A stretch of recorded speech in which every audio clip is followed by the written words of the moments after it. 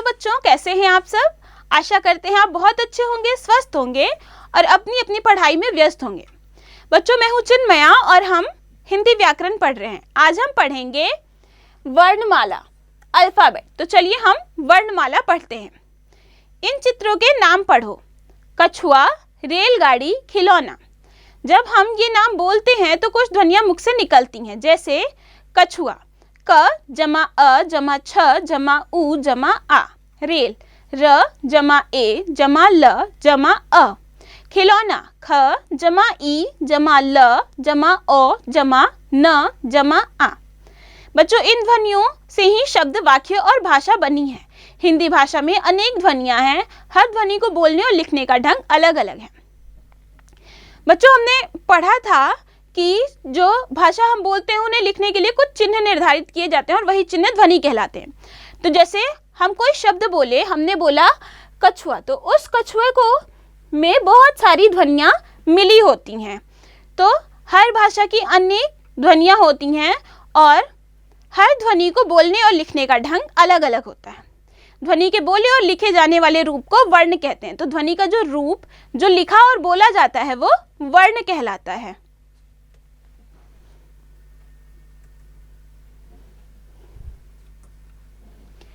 वर्ण भाषा की सबसे छोटी इकाई है। इसके और टुकड़े नहीं हो सकते। वर्णों के लिखने की एक निश्चित क्रम होता है। क्रम से दिए गए वर्ण के समूह को वर्णमाला कहते हैं। हिंदी के वर्णों को दो भागों में बांटा गया है, स्वर और व्यंजन। तो भाषा की जो सबसे छोटी इकाई है वो वर्ण होती है। इसके और छोटे टुकड़े नहीं किए जा सकते। और जो वर्णों का जो निश्चित क्रम है, उस क्रम में जब वर्ण लिखे जाते हैं तो वही वर्णों का समूह वर्णमाला कहलाता है। हिंदी का जो वर्णमाला है वो दो भागों में बांटा गया है, स्वर में और व्यंजन में। तो पहले हम पढ़ेंगे स्वर। इन्हें बोलने के लिए किसी अन्य वर्ण की सहायता नहीं लेनी पड़ती। ये हैं अ, आ, ई, उ, री, ए, ओ, अंग, अह, आ। तो जो स्वर होते हैं वो बोलने के लिए उन्हें किसी और वर्ण की सहायता नहीं चाहिए होती है। तो ये स्वतंत्र रूप से बोले जाते हैं, जो कि हमने पढ़ा। आगे है अंग, अनुस्वार। इसे अनुस्वार कहते हैं, जैसे अंग, रंग, मंच, हंस आदि। तो ये है अनुस्वार। आगे है अह। इसे विसर्ग कहते हैं। इसको ह की तरह बोला जाता है, जैसे अह, अतः, प्रातः, पुनः आदि। तो ये है अह, जिसे कि विसर्ग कहते हैं और ये ह की तरह बोला जाता है, जिसके कुछ उदाहरण दिए हुए हैं। फिर है अ। इसे अनुनासिक कहते हैं। इसे नाक और गले दोनों से बोला जाता है, जैसे आंख, गांव, पांच, दांत आदि। फिर है अ। यह ध्वनि अंग्रेजी भाषा से हिंदी भाषा में आई है। इसका उच्चारण अ की तरह होता है, जैसे बॉल, डॉक्टर, ऑफिस, कॉलेज आदि। तो हिंदी में बहुत सारे अंग्रेजी के भी शब्द बोले जाते हैं। तो अंग्रेजी भाषा के जो शब्द हैं उन्हें हिंदी भाषा में शुद्ध रूप से बोला जाए, इसलिए यह अंग्रेजी भाषा से लिया गया। इसे अ की तरह इसका उच्चारण किया जाता है।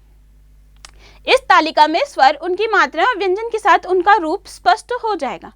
तो यहाँ एक तालिका दी गई है जिसमें स्वर, उसकी मात्रा, व्यंजन और मात्रा के साथ का जो रूप बनता है वो है अ, कोई मात्रा नहीं, क, अ, क। आ की मात्रा क जमा आ, का। ई, छोटी ई की मात्रा क जमा ई, की। बड़ी ई की मात्रा क जमा बड़ी ई, की। उ, छोटा ऊ क जमा उ, कु। ऊ, बड़ा ऊ क जमा उ, कु। री की मात्रा क जमा री, क्री। ए की मात्रा क जमा ए, के।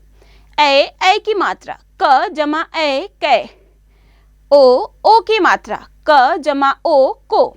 औ की मात्रा क जमा ओ, कौ। आगे है ओ, क जमा ओ, कौ।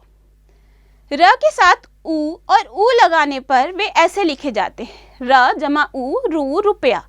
र जमा उ, रू, रूप। तो जो ऊ की मात्रा होती है वो र के साथ यहाँ बीच में लगती है, जैसे कि इसमें लगी हुई है। फिर आगे हम पढ़ेंगे व्यंजन। इन ध्वनि को बोलते समय स्वरों की सहायता ली जाती है। तो स्वरों का उच्चारण स्वतंत्र रूप से होता है, लेकिन व्यंजनों को बोलते समय स्वरों की सहायता ली जाती है।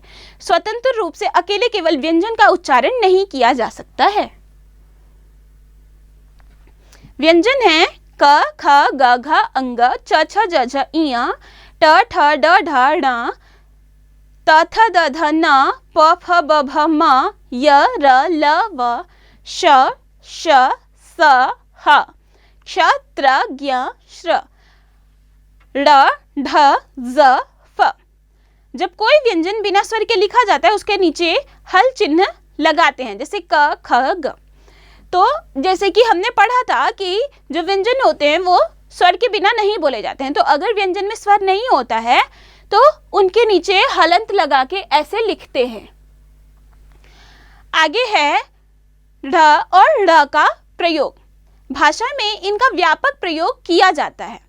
उ, ढ़ वर्णों के नीचे बिंदु लगाकर ढ और ढ ध्वनियां बनी हैं। इन्हें भी व्यंजन के रूप में माना जाता है, जैसे गुड़, सड़क, गुड़िया, चिड़िया, पढ़ाई, चढ़ाई, बूढ़ा। ड़ और ढ शब्द के शुरू में कभी नहीं आते। तो ड़ और ढ का प्रयोग, भाषा में इनका बहुत सारा प्रयोग किया जाता है। ये ड और ढ के नीचे बिंदी लगाकर बनाए गए हैं और व्यंजन में इनका प्रयोग जैसे गुड़, सड़क, गुड़िया, चिड़िया, पढ़ाई आदि है। कभी भी जो ड और ढ हैं ये शब्द के शुरू में नहीं आते। आगे है ज और फ। ये ध्वनियाँ अरबी फारसी से हिंदी भाषा में आई हैं। ज और फ के नीचे लगी बिंदी नुक्ता कहलाती है। इसके प्रयोग से शब्द के अर्थ में बदलाव आ जाता है, जैसे फन, सांप का फन, जमाना, बर्फ या दही जमाना, फन, हुनर, कला, जमाना, दुनिया। तो ये ज और फ जो है ये ध्वनियाँ जो हैं अरबी और फारसी भाषा से हिंदी में आई हैं। और ज और फ के नीचे जो ये बिंदी लगी होती है इसे नुक्ता कहते हैं। इनके प्रयोग से शब्द के अर्थ में बदलाव हो जाता है, जैसे कि जब ये फन है तो इसका अर्थ होगा सांप का फन, और वही जब इसके नीचे नुक्ता लग गया तो इसका अर्थ हो जाएगा हुनर और कला। वही जब ये जमाना है तो इसका अर्थ होगा बर्फ या दही जमाना, और जब इसके नीचे ये नुक्ता लग जाएगा तो इसका अर्थ होगा दुनिया। आगे है संयुक्त व्यंजन। तो संयुक्त व्यंजन है क्ष, त्र, ज्ञ और श्र को संयुक्त व्यंजन कहते हैं। ये दो व्यंजनों के मिले हुए रूप हैं, जैसे क्ष क और श, क जमा श जमा अ, ज्ञ ज जमा य जमा अ, त्र त जमा र जमा अ, श्र श जमा र जमा अ।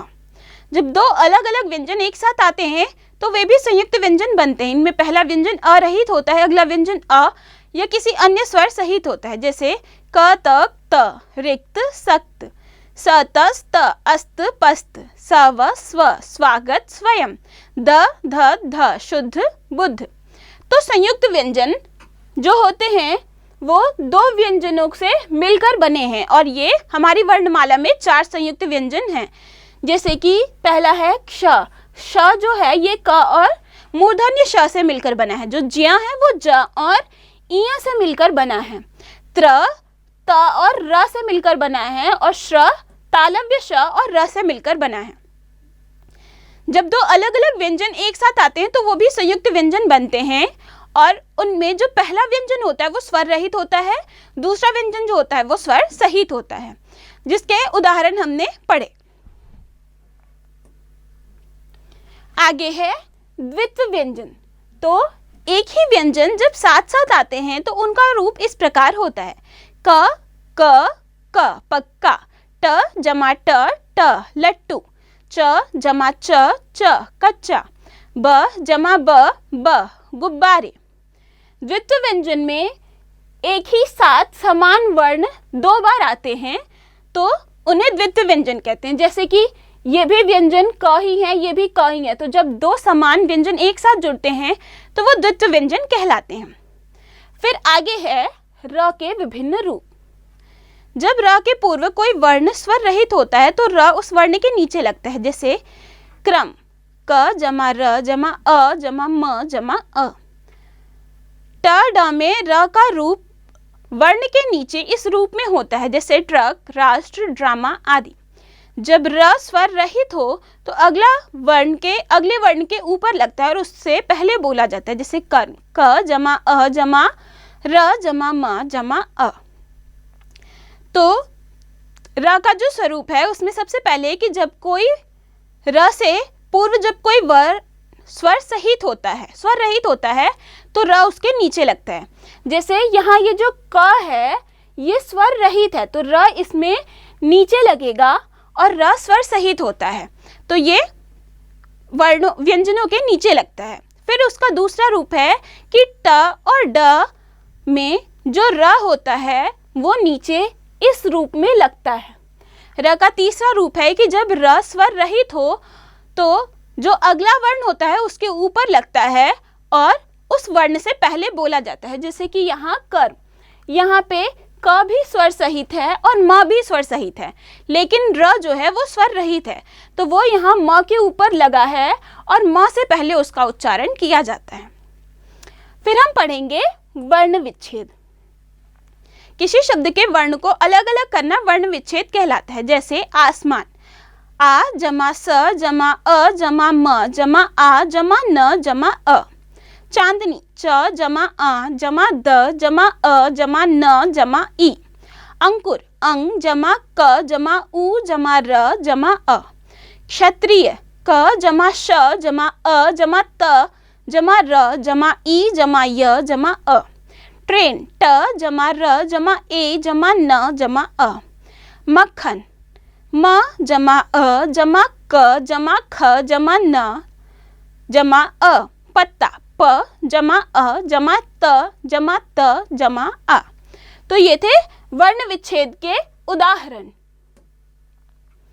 आगे हम जान गए, तो हमने इस पाठ में क्या क्या जाना बच्चों?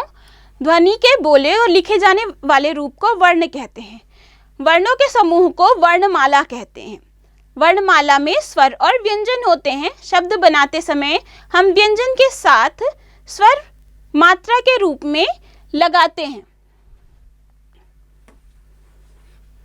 आगे है, दो व्यंजनों का मेल संयुक्त व्यंजन कहलाता है। र के अनेक रूप हैं, रेफ और जो पदेन र के रूप में होता है।